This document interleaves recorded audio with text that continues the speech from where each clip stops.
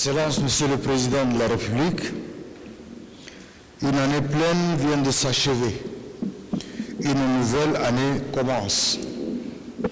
En prenant la parole à l'occasion de la traditionnelle cérémonie de présentation de vœux, au nom de l'ensemble du personnel du secrétariat général, du cabinet civil, de l'état-major particulier et des sous-entités sous tutelle de la présidence de la République, il m'échoit l'insigne honneur de vous présenter nos meilleurs vœux de paix, de bonheur, de santé et de prospérité à vous-même et à votre auguste famille et à tout le peuple tchadien. Excellent Monsieur le Président, l'année 2023 qui s'est achevée a été très riche en enseignements et marquée par l'application et le suivi des recommandations et résolutions du dialogue national inclusif et souverain de Nice, dont vous en êtes l'initiateur et le fervent défenseur. Nous vous remercions pour ces paris tenus grâce à votre perspicacité et votre abnégation à œuvrer pour l'émergence et la refondation du Tchad. En votre qualité de garant des institutions républicaines, vous avez su imprimer une nouvelle forme de vie à notre grand et beau pays en cimentant l'unité nationale dont le seul objectif est d'assurer le bien-être de nos concitoyens. Votre grande tournée entamée dans le Tchad profond vous a permis de constater de visu les réalités sur le terrain, d'être en communication avec vos concitoyens et de recenser bon nombre de leurs doléances. Ces nombreuses doléances trouvent leur réponse dans votre volonté politique de développement se caractérisant par la relance des infrastructures routières, éducatives et sanitaires, dont les chantiers sont restés bloqués depuis 2015. Ces efforts visant l'amélioration des conditions de vie des Tchadiens ainsi que la réduction de la pauvreté sont salués par de nombreux observateurs de la scène politique de notre pays. De même, vos plaidoyers et appels incessants aux investisseurs étrangers dans la perspective de s'implanter au Tchad et de booster l'économie nationale arborent peu à peu leurs fruits. Tous vos efforts sont couronnés de succès par une diplomatie agissante, tout azimut sur l'échiquier international, consolidant la place du Tchad dans les rangs des pays épris de paix et de justice. Vous avez fait de la politique de pardon et de réconciliation votre leitmotiv. Et c'est ainsi que vous avez gracié des centaines de vos frères incarcérés, qu'ils soient des anciens rebelles ou des ex-politico-militaires ayant regagné sans la moindre hésitation la légalité avec armes et bagages afin de contribuer au développement du pays. Excellence, Monsieur le Président, une nouvelle ère commence pour notre pays avec la réalisation de l'une des résolutions majeures du dialogue national inclusif et souverain, en l'occurrence l'organisation du référendum constitutionnel avec un suffrage de 85,9% pour oui à l'État unitaire décentralisé. Ce résultat traduit la ferme volonté et l'engagement de vos compatriotes à vouloir vivre en paix et en harmonie dans un État de droit. Le retour à l'ordre constitutionnel qui consacre l'avènement de la Ve République est aujourd'hui une réalité et avec la promulgation de la nouvelle loi fondamentale qui régit désormais la vie politique de notre pays. Avec la formation du premier gouvernement de la Ve République, dirigé par M. Succès Masra, le Tchad entre dans la logique de la dynamique de paix, vœu de tous les Tchadiens et Tchadiens. De même, un autre challenge nous attend, notamment l'organisation des prochaines élections démocratiques, libres et transparentes, marquant ainsi l'histoire récente de notre pays. Le Tchad en sort régaillardi vis-à-vis de la communauté internationale qui suit d'ailleurs de très près l'évolution de la scène politique au pays de Toumaï. Excellent Monsieur le Président, l'année nouvelle 2024 s'ouvre avec la deuxième phase de la transition. Elle est pleine d'espoir et teintée de nouveaux défis liés à la mise en œuvre des réformes issues des conclusions du dialogue national inclusif et souverain. Il s'agira pour vous de procéder à la mise en place des institutions ayant suivi des réformes en leur sein ou en voie de création, à savoir, entre autres, le Sénat, la Haute Cour de justice militaire, le Conseil constitutionnel, la Cour de justice militaire, la médiature, le Haut Conseil des médias audiovisuels, la Commission nationale des droits de l'homme, le Haut Conseil des chefferies traditionnelles et la décentralisation de l'administration. Je voudrais à cette occasion exprimer tout l'engagement et la détermination du personnel laborieux civil et militaire de la présidence de la République, en qui vous avez placé toute votre confiance à vous accompagner dans vos exaltantes et nobles responsabilités. C'est aussi le lieu pour nous de vous réitérer notre serment inébranlable à traduire dans les faits vos instructions relatives à votre vision pour un Tchad nouveau, le Tchad de la refondation, de la paix, de la stabilité dans lequel tout Tchadien se sent en sécurité. Le personnel de la présidence, debout comme un seul homme, ne faillira pas à la mission délicate afin de joindre l'utile et l'agréable, car il s'agit pour lui d'œuvrer pour les questions d'intérêt national, notamment la justice sociale, l'équité et le renforcement de la démocratie. Monsieur le Président, je ne saurais terminer mes propos sans vous remercier pour l'intérêt particulier que vous accordez au personnel de la présidence dans sa noble mission de servir la République. C'est le lieu de vous exprimer encore et une fois de plus toute ma gratitude pour ce merveilleux cadre de travail que vous avez bien voulu offrir au personnel de la présidence. Cela incite au travail et surtout au travail bien fait. Ainsi, je vous remercie de la confiance placée en ma personne pour animer et coordonner la bonne marche de la présidence de la République. Sachez, Monsieur le Président, que je donnerai le meilleur de moi-même avec honneur et persévérance. Merci beaucoup. Monsieur le ministre d'État, secrétaire général de la présidence, Monsieur le ministre, directeur du cabinet civil, Monsieur le directeur de cabinet particulier, général, chef d'état-major particulier à la présidence, officiers généraux, mesdames et messieurs, mes chers collaborateurs. Je voudrais du fond du cœur vous dire combien je suis sensible aux vœux forts et pleins de signification que vous avez formulés à mon endroit et à la République tout entière. Je vous souhaite en retour mes vœux les meilleurs à vous-même et à vos familles respectives. Puisse Dieu le Tout-Puissant nous accorder sa grâce et préserver notre pays de tout mal. Mesdames, Messieurs, mes chers collaborateurs, notre pays a un tournant décisif de son histoire avec la promulgation de la nouvelle Constitution qui consacre la 5e République. Les Tchadiennes et Tchadiens ont décidé, en toute conscience et en toute responsabilité, d'écrire une nouvelle page de l'histoire de leur pays.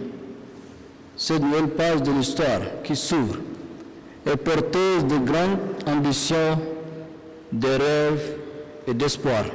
Force est de relever que tout saut qualitatif dans le futur ne peut s'opérer que par le travail. Comme vous le savez tous, le futur d'une nation qui veut avancer et prospérer doit se construire patiemment, courageusement et obstinément. Cette construction résulte simplement de la volonté des hommes et des femmes, et chacune et chacun de vous devra jouer pleinement son rôle. C'est pourquoi le travail doit être la règle d'or. Travailler.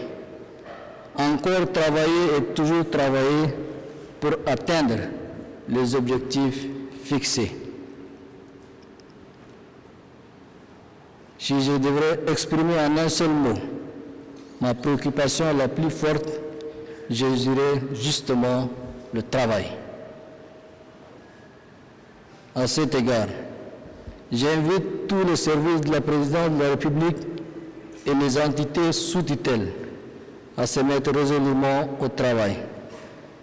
Je sais pertinemment que l'esprit de professionnalisme et le sens de dynamisme à toute épreuve vous habitent. Vous avez toujours fait preuve et je vous en félicite vivement. Je sais aussi que vous pouvez faire mieux et davantage. Non seulement vous devrez faire mieux parce que vous êtes pétri de talent, de génie et d'expérience, mais du fait de cette exaltation et de cet enthousiasme de travailler dans une institution, la première de la République. Cet honneur et ce privilège si singulier méritent un investissement décuplé et même le don de soi. La présidente de la République doit prêcher par l'exemple. Cette institution doit être le laboratoire de valeurs nouvelles au centre de la Ve République. Elle doit être un modèle à tout point de vue, modèle d'exemplarité et d'excellence soutenu par un engagement sans faille. C'est à ce prix que cette prestigieuse institution jouera pleinement son rôle de rendre de lancement de grandes ambitions portées par notre pays. Mesdames, Messieurs, en insistant sur l'action contingente, le rendement et la performance, je rappelle simplement les valeurs qu'on doit intérioriser et s'approprier pour mieux relever les défis présents et futurs. Et Dieu sait que les défis sont nombreux et multidimensionnels. Au plan politique, l'année 2024 doit être celle du retour à la normalité constitutionnelle conformément aux résolutions et recommandations du dialogue national inclusif et souverain. À cet égard, la tenue des élections générales est un impératif de premier plan. C'est pourquoi la mise en place de l'Agence nationale de gestion des élections s'inscrit au rang de priorité. Dans le même sillage, les nouvelles institutions de la République prévues dans la Constitution doivent prendre forme. À cet égard, je me félicite que le premier projet de loi soit sur la table du Conseil national de transition pour examen. Les questions liées à la paix, à l'unité nationale et à la cohésion fraternelle forment une trilogie harmonieuse. Les Tchadiennes et Tchadiens nous ont administré cette belle leçon en votant massivement le projet de loi constitutionnelle. Nous avons aussi en mémoire les images de fraternité et de tolérance qui ont marqué les conclusions heureuses issues de l'accord de Doha, du dialogue national inclusif et souverain, ainsi que des accords de réconciliation, ayant permis le retour de milliers de Tchadiens civils comme ex-politico-militaires. Cette flamme de la paix et de la réconciliation doit toujours rester vive pour éclairer l'avenir de notre pays. Sur le terrain social, qui est la matrice de nos engagements, le quotidien des populations doit être un impératif de premier plan. Le social sera le socle des politiques publiques. Le pays doit assurer à ses fils et filles les conditions optimales du bien-être et de l'épanouissement. Je me suis engagé devant le peuple et l'histoire pour bâtir le Tchad de solidarité agissante en faveur des personnes démunies, des vulnérables et des couches défavorisées. Nous devons ensemble construire le Tchad de l'inclusion et de l'égalité des chances. Toutes les Tchadiennes, tous les Tchadiens doivent avoir le sentiment d'appartenir à une et seule nation sans distinction aucune. À cet égard, les attentes légitimes des populations en matière de santé, d'éducation, d'eau, de route, d'énergie ou d'environnement exigent des réponses idoines et adaptées. Bien évidemment, tous ces chantiers sont du ressort du gouvernement, mais la présidente de la République a un rôle de catalyseur pour impulser l'action globale. Un travail de suivi et d'évaluation est fortement recommandé pour mieux mesurer le niveau de mise en œuvre des politiques publiques et explorer des voies de réajustement nécessaires. Et c'est justement cette mission cardinale qui est assignée aux différents conseillers techniques. Sous la coordination du secrétaire général à la présidence, ce travail proactif devrait se faire, et c'est avec art, méthode et responsabilité. Il ne revient pas aux structures de la présidence de se mettre en lieu et place des départements ministériels. Il ne revient pas non plus aux structures de la présidence de s'ériger en police ou censeur. Il est simplement question de contribuer à booster l'action publique dans l'intérêt supérieur de la nation. Mesdames, Messieurs, mes chers collaborateurs, avant de finir, je tiens à vous féliciter pour le travail remarquable que vous avez fourni, dont je mesure l'ampleur, et je vous encourage à mieux faire encore au sein de cette noble institution qu'est la présidence de la République. Celui qui ne remercie pas les hommes ne peut remercier le Créateur des hommes. Oui, jusqu'à là, si j'ai réussi ma mission, c'est grâce à vous qui êtes ici présents et ceux qui vous ont précédés. Oui, si notre pays est stable, c'est grâce à votre contribution individuelle et collective. Oui, si nous avons tenu le cap pour la refondation de votre pays, c'est grâce à vos conseils et suggestions qui m'ont permis de prendre de bonnes décisions. Un hommage particulier au service de sécurité, de la communication, du protocole, des huissiers, des secrétaires, et surtout ceux qui travaillent dans l'ombre, s'occupent de l'entretien de la présidence de la République et de nos bureaux, notamment les techniciens de surface, les électriciens, les nettoyeurs, les fleuristes. Bref, merci à vous tous, sans aucune distinction.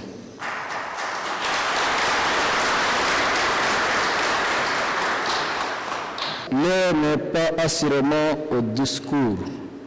Je ne vais pas vous retenir plus longtemps. Vous devrez retrouver vos bureaux et travailler de façon solidaire et engagée pour l'intérêt supérieur de la nation. Travailler pour le pays, travailler pour le peuple et travailler pour l'avenir et les générations futures. Bonne et heureuse année à toutes et tous. Vive la 5e République, vive le Tchad. Que Dieu vous bénisse, que Dieu bénisse le Tchad. Je vous remercie.